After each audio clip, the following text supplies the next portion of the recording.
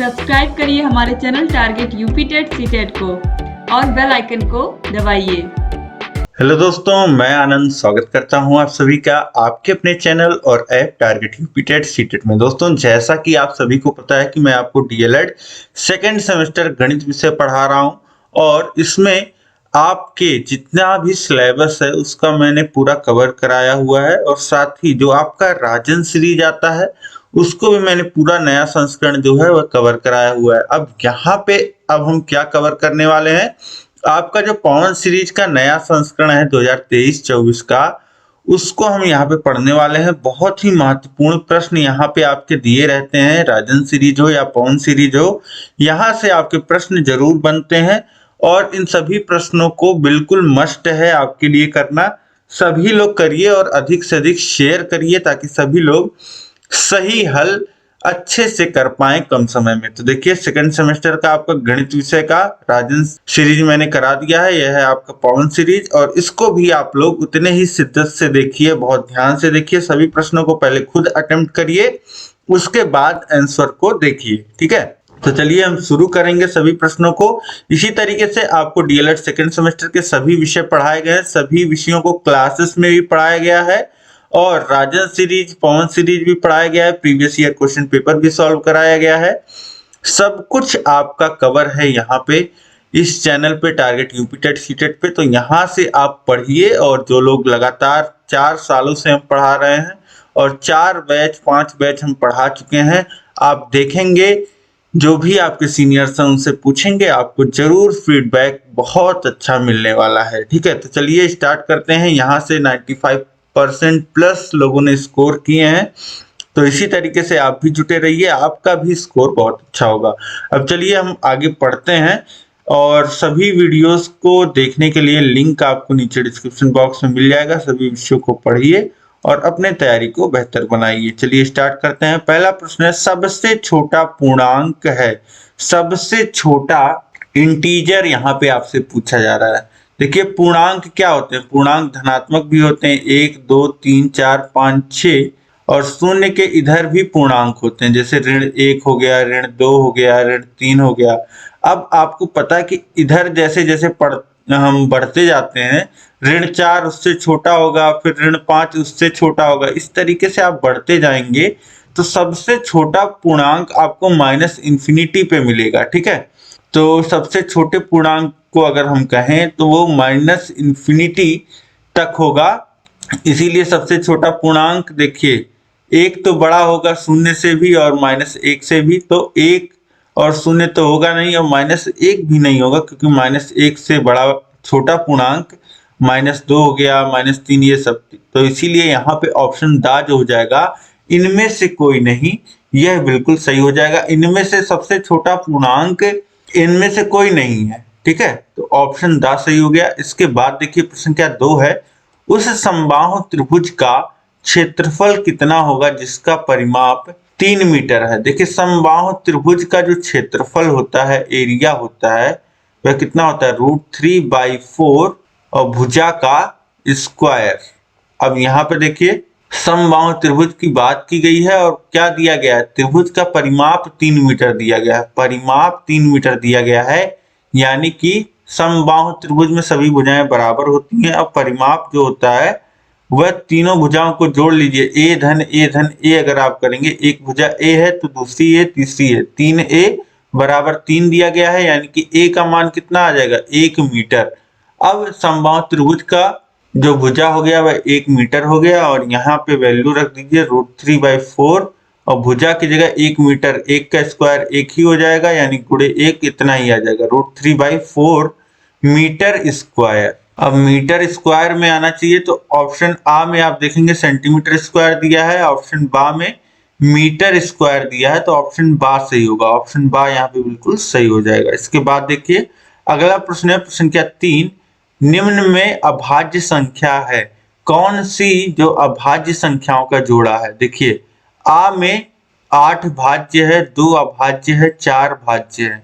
अगर बा ऑप्शन में देखें तो 11 अभाज्य है, 2 भी अभाज्य है, 3 भी अभाज्य है, तो यहाँ पे तीनों जो है अभाज्य हैं, तो यही ऑप्शन जो है सही हो जाएगा, ऑप्शन बा निम्न में अभाज्य क्या है? 11, 2 और 3। बाकी यहाँ पे देखेंगे 3, 7 और 9 में 9 जो है वह भाज्य है, और द ऑप्शन में देखेंगे 7, 5 और 6, 6 जो है वह भाज्य है।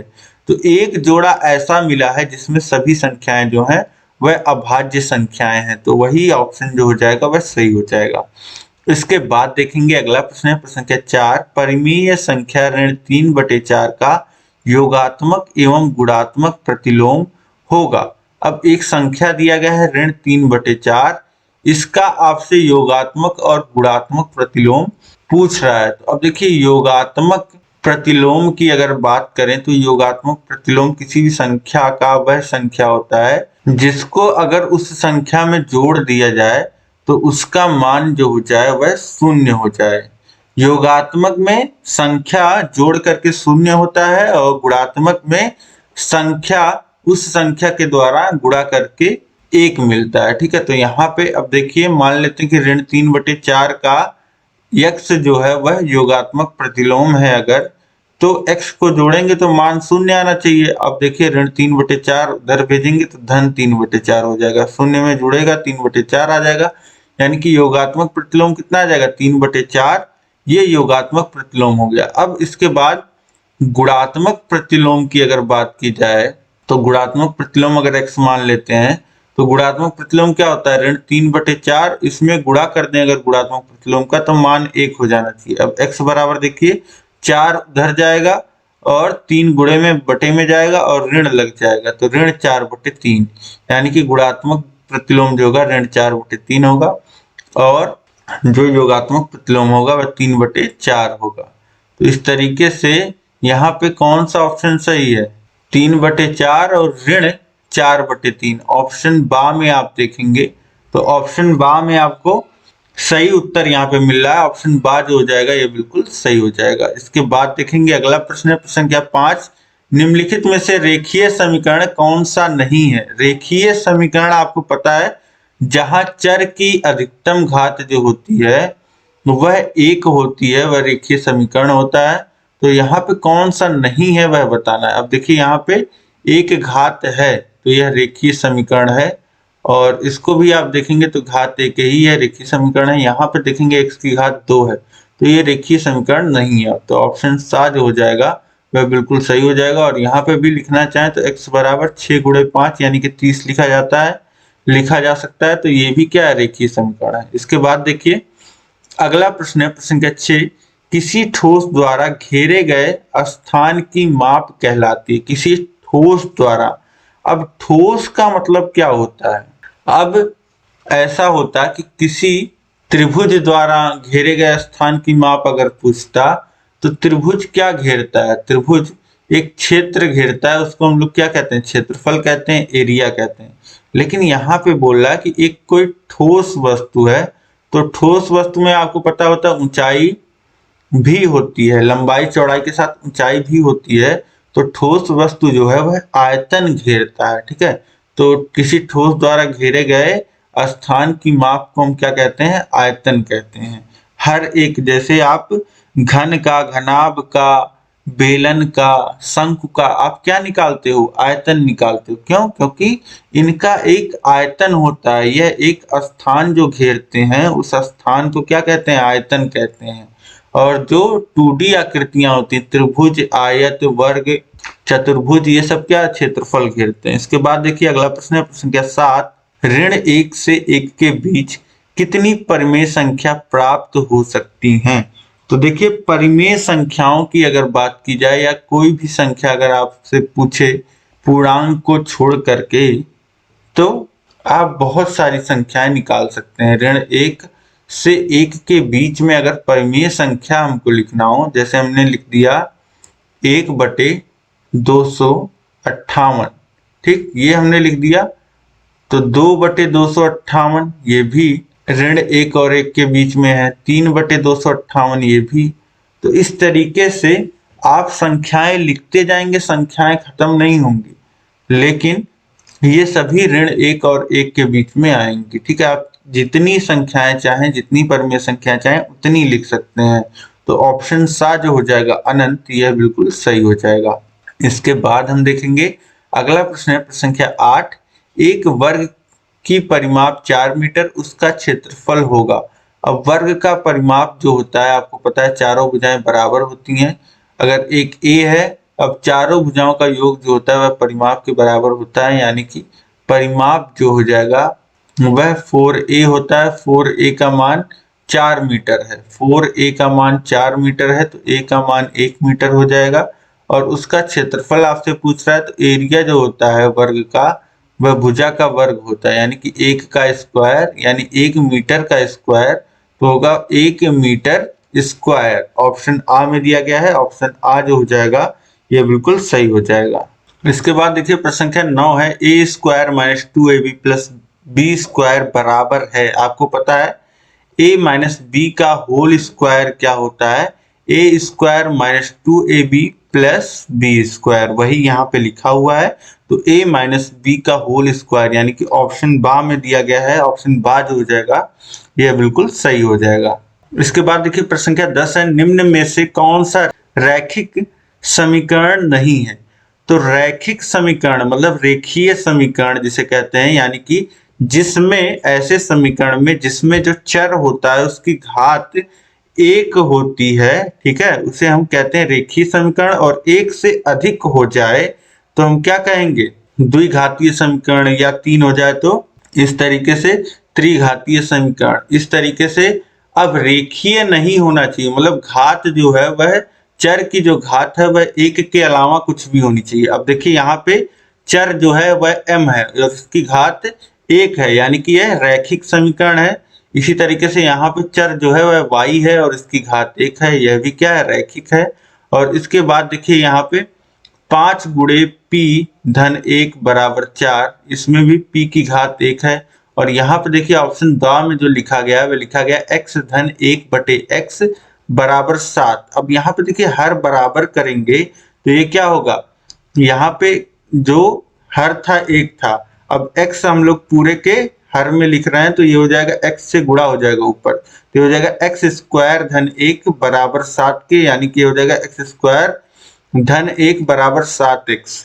या फिर इसे लिख सकते हैं एक्स स्क्वायर माइनस 7x धन 1 बराबर 0। और यहाँ पे x की घात कितनी है, 2 है, ठीक है। तो इसे सिंप्लीफाई करके जब लिखेंगे तो यहाँ पे आपको दिखेगा कि x की घात जो है वह कितनी है, वह 2 है। तो इसलिए ऑप्शन दा जो हो जाएगा वह रैखिक समीकरण नहीं है, रेखीय समीकरण नहीं है।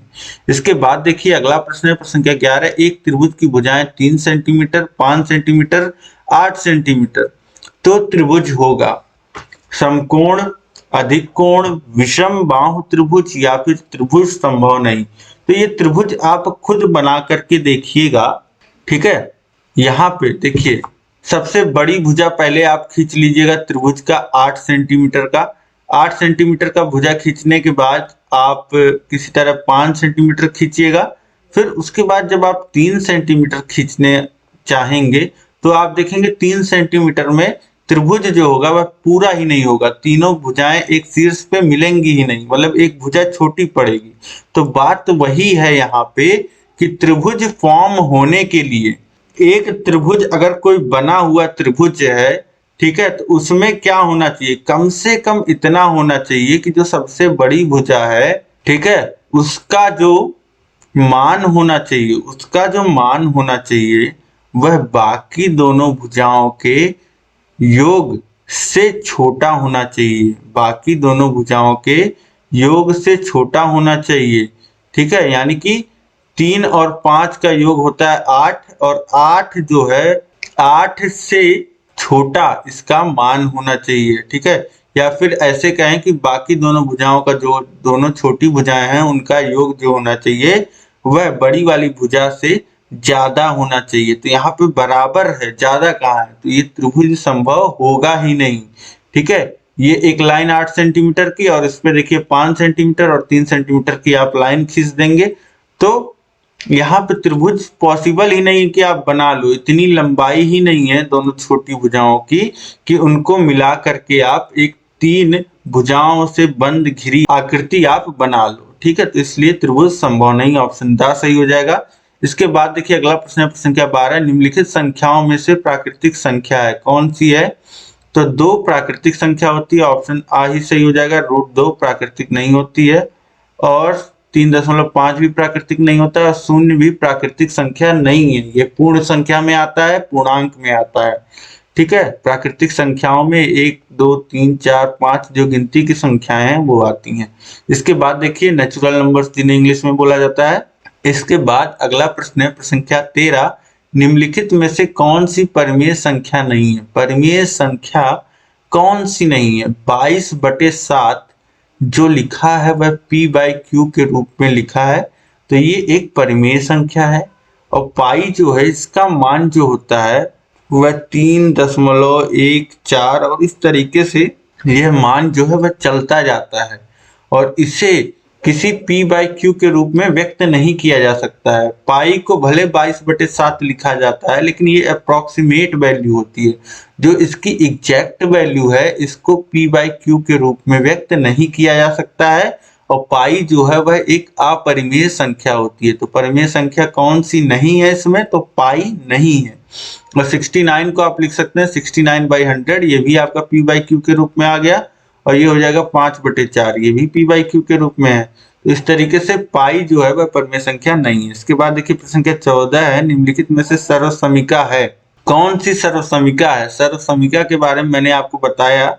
सर्वसमीका अगर आपको चेक करना है किसी भी समीकरण में तो पहले x का मान 1 रखिए, ठीक है, फिर देखिए दोनों पक्ष क्या बराबर आ रहे हैं। तो ऑप्शन आ में अगर 1 रखेंगे तो इधर भी 5 आ जाएगा क्योंकि 2 × 1 = 3 होगा 5 और बराबर 5 के, यानी कि दोनों पक्ष बराबर। अब देखिए बराबर मिल गया, लेकिन अब यहाँ पे इसी समीकरण में x बराबर 2 रखिएगा तो यहाँ पे देखिए 2 दूनी 4 + 3 7 बराबर 5 आएगा, जो कि क्या दर्शा रहा है कि दोनों पक्ष बराबर नहीं है। दोनों पक्ष जब बराबर नहीं है तो इसका मतलब क्या हो गया कि x के केवल एक मान के लिए, अब x बराबर 3 रखेंगे आप तो भी दोनों पक्ष बराबर नहीं मिलेंगे क्योंकि यहाँ पे 6 और +3 9 हो जाएगा, 9 बराबर 5 आएगा। तो आप यहाँ पे देख पा रहे हैं कि ऑप्शन आ में जो समीकरण दिया गया है इसमें जब x के अलग अलग मान हम रख रहे हैं तो दोनों पक्षों का जो मान है वह बराबर नहीं आ रहा है, तो यह एक सर्वसमीका नहीं होगा। ठीक है, यह एक समीकरण है क्योंकि समीकरण में क्या होता है x के किसी एक मान के लिए दोनों पक्ष बराबर होते हैं, जबकि सर्वसमीका में आप देखेंगे x के प्रत्येक मान के लिए दोनों पक्ष बराबर होते हैं। अब यहाँ पे ऑप्शन बा में अगर आप x का मान 1 रखते हैं तो क्या हो जाएगा 2 × 2 और बराबर 2 × 1 = 2, यानी कि 4 बराबर 4 आएगा।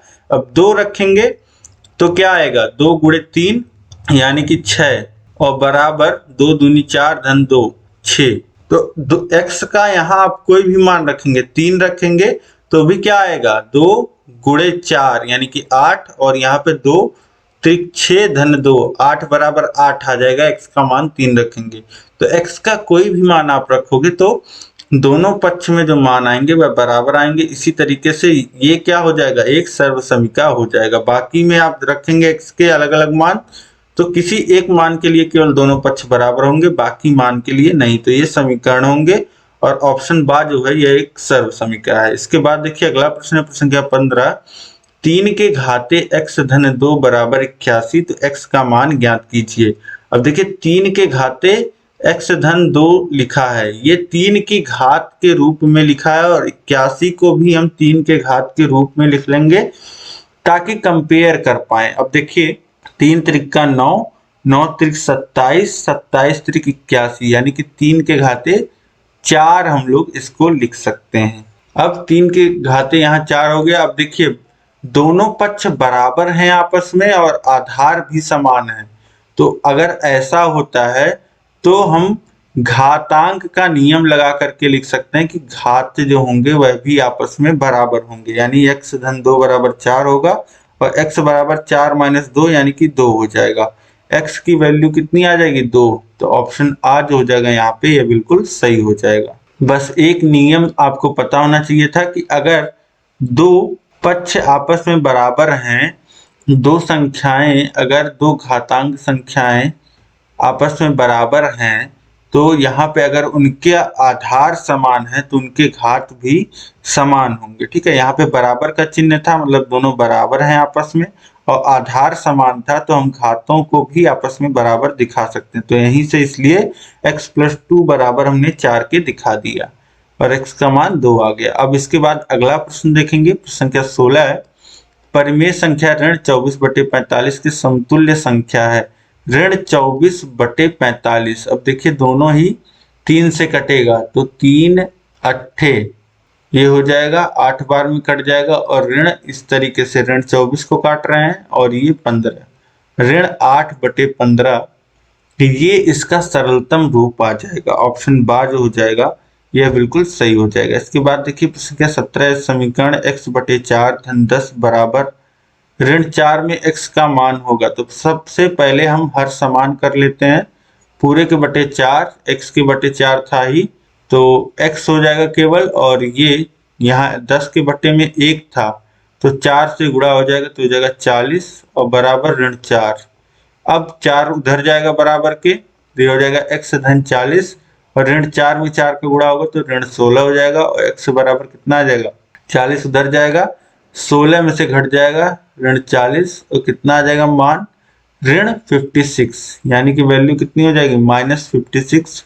ऑप्शन आ जो हो जाएगा यहाँ पे बिल्कुल सही हो जाएगा।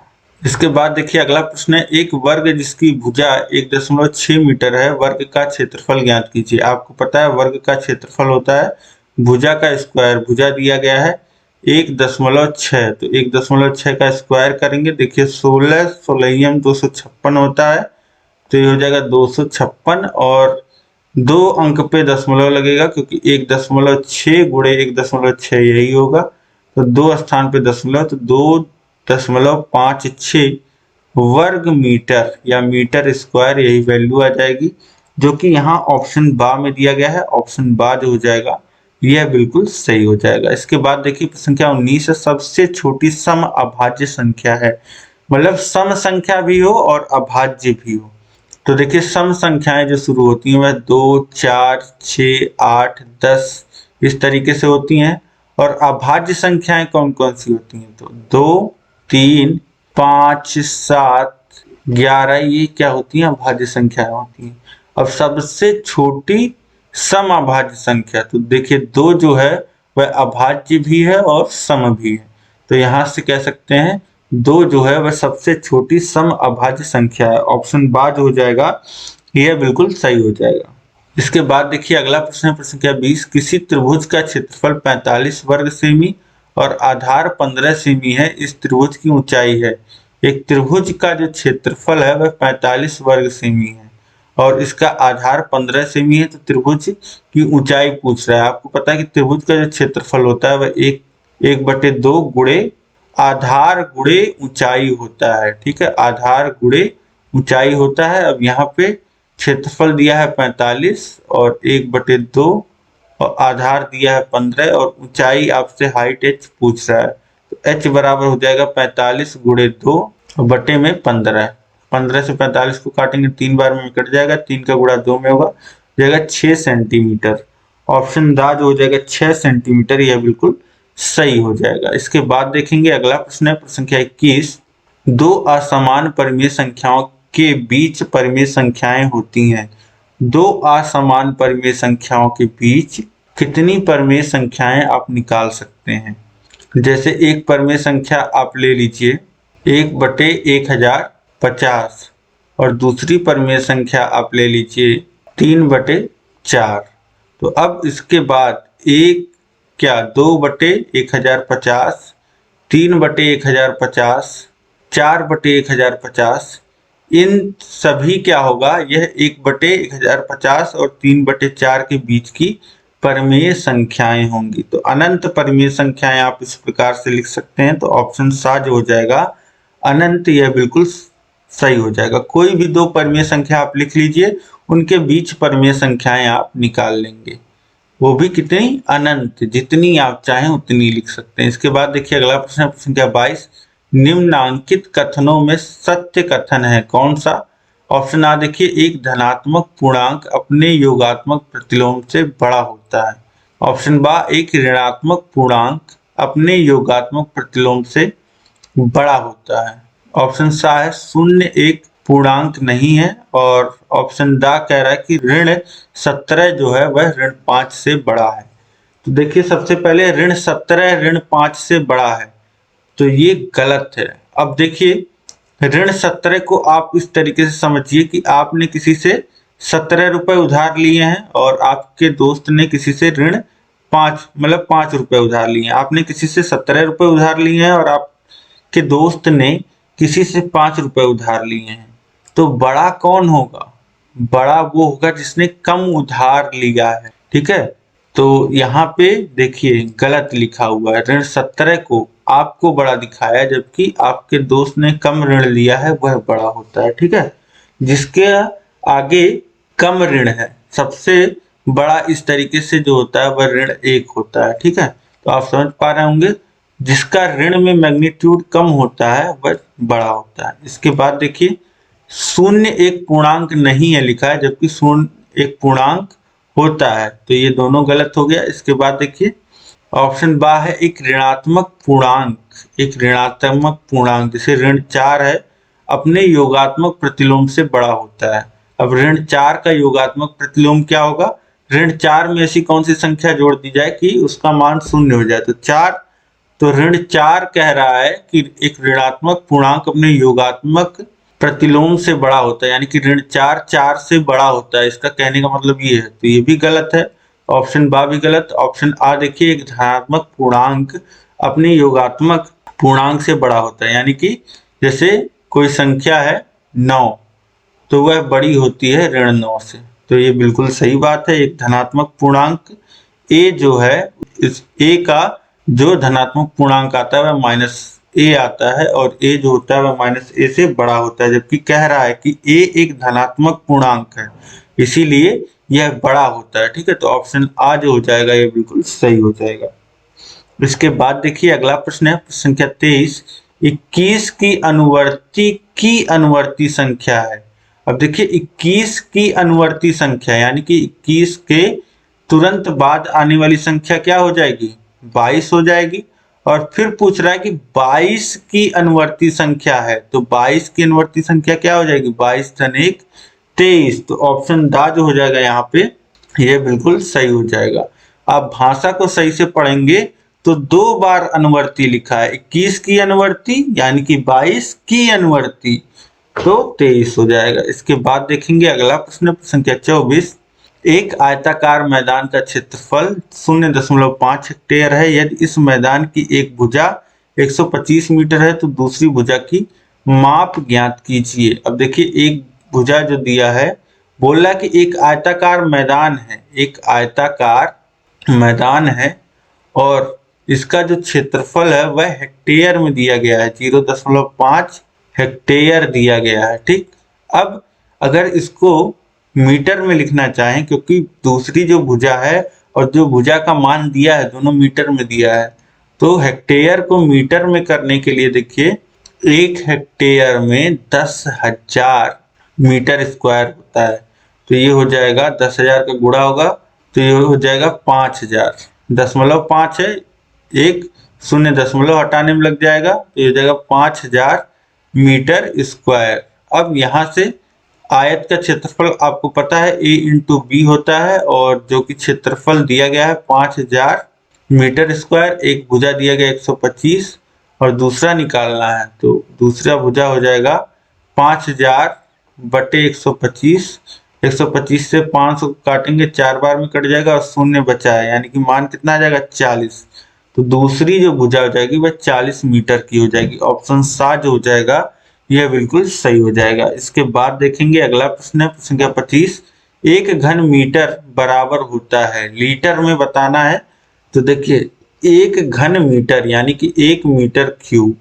अब यहीं से आपको इसको लीटर में परिवर्तित करना होगा। अब 1 लीटर बराबर अगर हम लिखना चाहें तो ये होता है 1000 सेंटीमीटर क्यूब। 1000 centimetre cube. अब मीटर को क्या लिखा जा सकता है? मीटर को लिखा जा सकता है 100 सेंटीमीटर। 100 सेंटीमीटर इसको लिख दीजिए। 100 सेंटीमीटर का क्यूब हो जाएगा तो 1 के आगे 6 जीरो आपको मिल जाएंगे और सेंटीमीटर क्यूब। ठीक, ये सेंटीमीटर क्यूब में आ गया। अब लीटर में बदलने से 1000 से भाग कर देंगे तो सेंटीमीटर सेंटीमीटर क्यूब कट जाएगा और लीटर बच जाएगा, यानी 1 के आगे 3 जीरो बच जाएगा, यानी कि 1000 लीटर। तो ऑप्शन दा जो हो जाएगा यह बिल्कुल सही हो जाएगा। और इमेजिन अगर आप करना चाहें तो इमेजिनेशन से भी निकाल सकते हैं। जैसे आपकी एक कमरे की जो दीवार होती है वह लगभग 3-3.25 मीटर की होती है। ठीक, अब 1 मीटर आप समझ पा रहे होंगे कितना होता है। 1 मीटर आपने वो भी देखा होगा जहाँ पे आप कपड़े की दुकान पे देखते होंगे कि स्टिक लगी होती है, 1 मीटर आप समझ रहे होंगे। तो 1 मीटर, उसी मीटर से 1 मीटर आप लंबा, 1 मीटर चौड़ा, 1 मीटर ऊंचा गड्ढा अपने दिमाग में सोचिए, तो उसमें कितना पानी आप भर सकते हैं? उसमें 1000 लीटर पानी आप भर सकते हैं। तो यहाँ से समझ गए कि 1 मीटर क्यूब क्या होता है। 1 मीटर क्यूब 1000 लीटर के बराबर होता है। इसके बाद देखिए प्रश्न संख्या 26 है, पूर्ण संख्याओं में योग का तत्समक अवयव होता है। तो किसी भी संख्या का योग का तत्समक अवयव का मतलब होता है उस संख्या में हम कौन सी ऐसी संख्या जोड़ दें कि उसके मान में कोई परिवर्तन ना हो। तो ऐसी योग का तत्समक अवयव जो होता है वह शून्य होता ही है। तो ऑप्शन आ जो हो जाएगा ये बिल्कुल सही हो जाएगा। इसके बाद देखिए प्रश्न संख्या 27 है, 56, 70, 84 का लघुत्तम समापवर्त है। तो देखिए 56 को कितना लिख सकते हैं? अगर इसका अभाज्य गुणनखंड लिखना चाहें तो 56 को कितना लिख सकते हैं? 2 गुणे 7, क्योंकि 2 दूनी 4 और 4 8, 8 7 56। और 70 को लिखना चाहें तो 2 और ये 35 हो जाएगा, 35 को 5 गुणे 7 लिख सकते हैं। अब 84 को 2 से काटेंगे तो ये हो जाएगा 4 और 2 42, फिर 2, फिर 21 को कितना लिख सकते हैं? 3 गुणे 7। अब यहाँ पे लासा में सब कुछ हम लोग लिखते हैं। लासा में जब हम लोग लिखते हैं तो देखिए 2 की अधिकतम घात कितनी है? 3, तो 2 के घाते 3, और उसके बाद 3 आ रहा है एक बार तो गुणे 3 के घाते 1, फिर 5 एक बार आ रहा है तो 5 के घाते 1, गुणे 7 एक बार आ रहा है तो 7, और लासा कितना हो जाएगा? 8 गुणे 3 गुणे 5 गुणे 7। अब इसी को निकाल लीजिए, 8 पच्चे 40 और गुणे 21, इसी को आप निकालेंगे तो ये हो जाएगा 4 और 8 और 0, 840। इस तरीके से आप निकालेंगे तो आ जाएगा 840। ऑप्शन सा जो हो जाएगा यह बिल्कुल सही हो जाएगा। ये मैंने आपको निकाल के दे दिया है अभाज्य गुणनखंड विधि से, और आप चाहें तो इस तरीके से लिख करके 56, 70, 84 लिख लीजिए और फिर भाग देते जाइए जब तक सभी एक ना हो जाए और सभी का गुणा कर लीजिएगा, तब भी आपको मिल जाएगा। तो इस तरीके से आप लघुत्तम समापवर्त निकाल लेंगे, मतलब कि वह छोटी से छोटी संख्या जो इन तीनों से पूरा पूरा कटती हो वह कितना होगा? 840 हो। तो इस तरीके से 27 प्रश्न यहाँ पे आपने देख लिए। सभी परीक्षाओं में पूछे हुए बहुत महत्वपूर्ण प्रश्न थे। ऐसे छोटा छोटा ट्रिक से आपको फंसाएगा, आपका क्वेश्चन जो है वह गलत कराना चाहेगा, लेकिन आपको ध्यान से प्रश्न को पढ़ना है और अच्छे से सभी प्रश्नों को, 5 प्रश्न पूछे जाएंगे बहुविकल्पी, 5 को करके आना है। उम्मीद है कि यह क्लास आपको बहुत अच्छा लगा होगा, और कहीं भी कोई भी दिक्कत हो तो आप मुझे कमेंट करके बताइए किसी भी प्रश्न में। इस क्लास को अधिक से अधिक शेयर कर दीजिए, कम से कम 5 मित्रों में शेयर करिए, और वीडियो को लाइक कर दीजिए ताकि सभी लोगों तक यह क्लास पहुंच जाए। चैनल को अभी तक सब्सक्राइब नहीं किया तो सब्सक्राइब कर लीजिए। इसी तरीके की क्लास जो है वह आपको मिलती रहेगी, नोटिफिकेशन आपको मिलता रहेगा। और सभी विषयों का लिंक नीचे डिस्क्रिप्शन में दिया गया है। सभी विषयों को पढ़िए और अपनी तैयारी को बेहतर बनाइए, और कम समय में बेहतरीन तैयारी अगर आपको करना है तो नीचे डिस्क्रिप्शन में हमारे ऐप का लिंक दिया गया है, उसको डाउनलोड करिए, वहां से आप पढ़ाई करिए। वहां पे आपको सारी चीजें मिलेंगी, और वहां पे आपको सभी नोट्स, पीडीएफ नोट्स मिलेगा, टेस्ट सीरीज मिलेगा, सभी वीडियोस बिना प्रचार के देख पाओगे, सभी चीज व्यवस्थित ढंग से मिलेगा। ठीक है, तो इसी तरीके से आप बने रहिए चैनल से। मिलते हैं हम लोग नेक्स्ट क्लास में। अभी आगे आपको 2 पार्ट और मिलेंगे इसमें बहुविकल्पी में, और आपका बहुविकल्पी पूरा हम लोग कंप्लीट करेंगे। मिलते हैं नेक्स्ट क्लास में। जय हिंद, जय भारत।